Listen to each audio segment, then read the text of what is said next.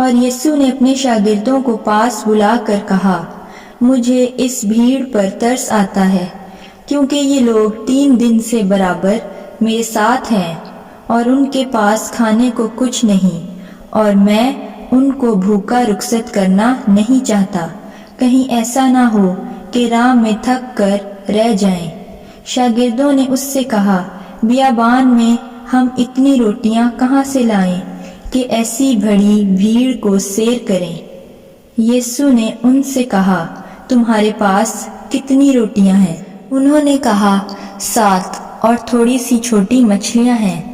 اس نے لوگوں کو حکم دیا کہ زمین پر بیٹھ جائیں، اور ان 7 روٹیوں اور مچھلیوں کو لے کر شکر کیا اور انہیں توڑ کر شاگردوں کو دیتا گیا، اور شاگرد لوگوں کو، اور سب کھا کر سیر ہو گئے، اور بچے ہوئے ٹکڑوں سے بھرے ہوئے 7 ٹوکرے اٹھائے، اور کھانے والے سوا عورتوں اور بچوں کے 4000 مرد تھے۔